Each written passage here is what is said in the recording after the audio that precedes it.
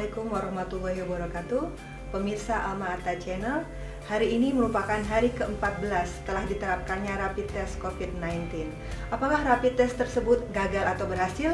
Review terkait hari ini akan disampaikan oleh Profesor Dr. Hamam Hadi. Beliau adalah pakar epidemiologi dan juga Rektor Universitas Alma Ata. Kepada Profesor Hamam saya persilahkan. Assalamualaikum warahmatullahi wabarakatuh. Bapak Ibu yang kami hormati, saudara-saudara sekalian sebangsa dan setanah air yang kami banggakan dan kami cintai. Izinkan saya berdiri di sini mewakili tim dari Alma Ata Center for Global Health menyampaikan evaluasi implementasi 14 hari rapid test yang dilaksanakan di Indonesia dalam rangka menurunkan laju COVID-19. Gagal atau berhasil? Bapak Ibu yang kami hormati, kita bisa melihat bahwa data COVID-19 sampai hari ini menunjukkan bahwa ada sejumlah kasus yaitu 1986 COVID-19 di Indonesia, 181 diantaranya meninggal dunia. Maknanya bahwa kematian karena CFR di Indonesia sampai dengan hari ini itu 9,11 atau kurang lebih 9 korban meninggal karena COVID-19 di antara 100 penderita COVID-19.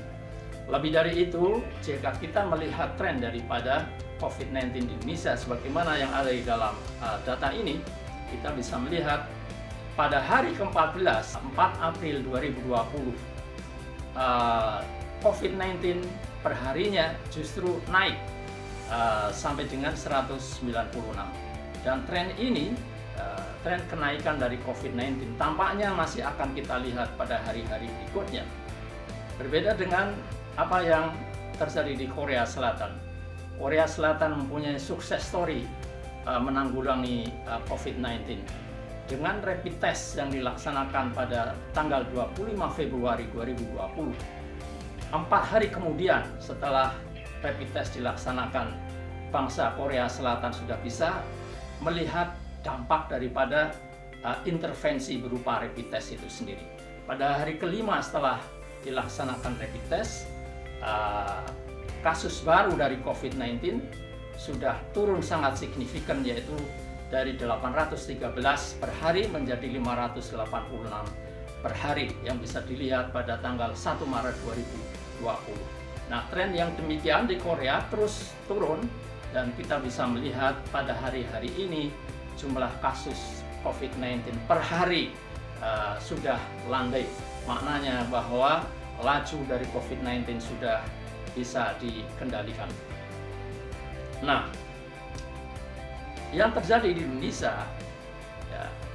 sampai dengan hari ini kita tidak menemukan bukti bahwa the whole system dari yang kita pakai selama ini tampaknya tidak mampu atau belum mampu menurunkan laju COVID-19 sampai hari ke-14 setelah rapid test dilaksanakan. Dari tren yang ada, kita juga bisa melihat bahwa puncak wabah itu belum terlampaui, dan maknanya juga bahwa lama wabah yang akan terjadi di Indonesia akan berlangsung lebih panjang lagi.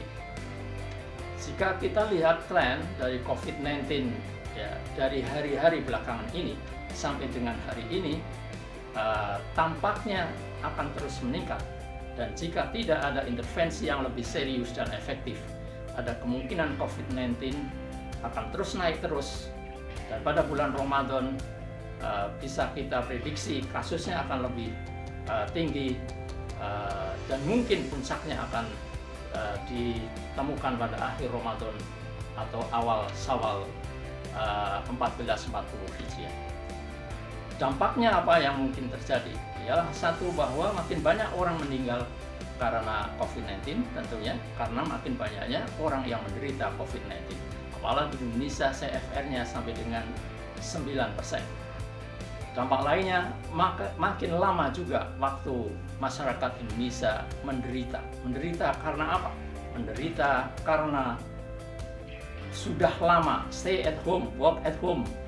Menderita karena lain-lain termasuk diantaranya kehidupan sosial ekonomi tertekan sedemikian rupa sehingga tidak bisa berbuat sebagaimana aslinya. Dengan demikian juga makin lama wabah ini berlangsung, makin lama pula ekonomi di Indonesia akan terdepresiasi. Mengapa demikian? Pertama, kami mencatat bahwa apa yang kita lakukan sampai dengan hari ini masih lambat. Bisa dilihat dengan beberapa indikator. Pertama adalah bahwa jumlah rapid test yang sudah dilakukan sampai dengan hari ini belum terlalu banyak. Ya, bisa kita sebut di antara provinsi yang paling tinggi laporannya melaksanakan rapid test adalah Jawa Barat. Dan laporan terakhir disampaikan baru sampai kurang lebih 15.000 dan 677 diantaranya dinyatakan positif.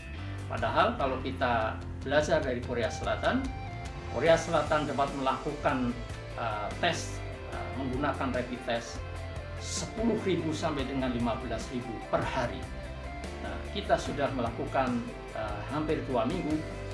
Tampaknya jumlah rapid test yang dilaksanakan di lapangan jumlahnya masih sangat terbatas. Juga ada kesan bahwa upaya yang kita lakukan sampai dengan hari ini kurang serius.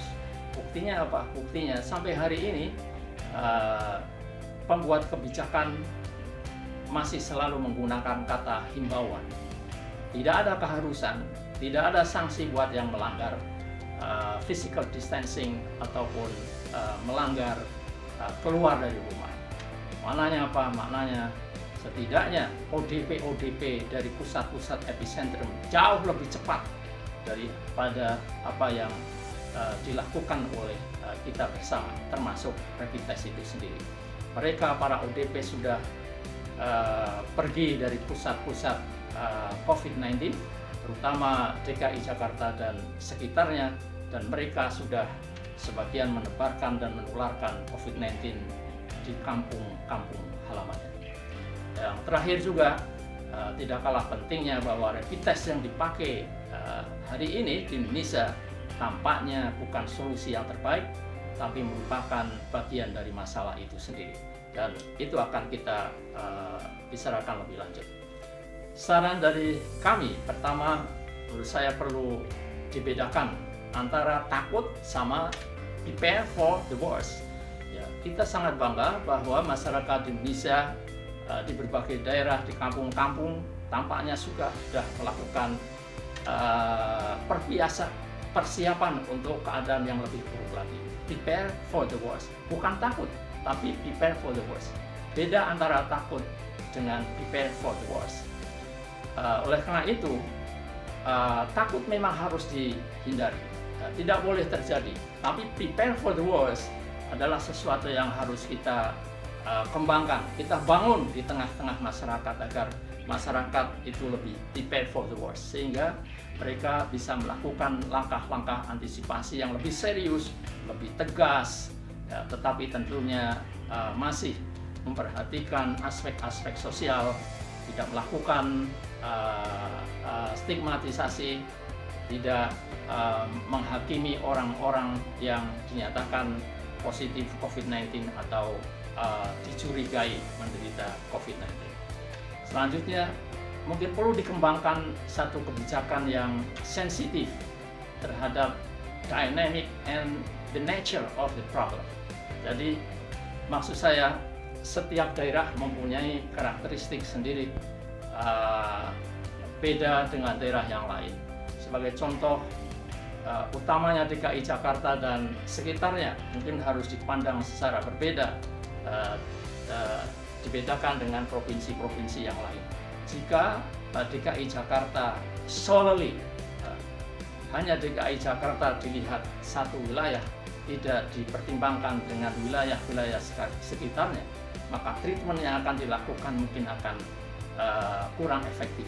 Dan oleh karena itu, sekali lagi, mungkin pemerintah perlu memberikan perhatian lebih dan treatment khusus untuk DKI Jakarta dan sekitarnya. Karena apa? Karena jumlah COVID-19 di Jakarta dan sekitarnya lebih dari separuh COVID-19 di seluruh wilayah Indonesia. Maknanya, jika pemerintah itu berhasil menurunkan laju COVID-19 di DKI, Jakarta, dan wilayahnya, dan membendung orang-orang dari epicentrum tersebut mudik atau kembali ke daerah masing-masing, maka sesungguhnya bangsa Indonesia sudah sukses menangani 50% lebih dari masalah COVID-19.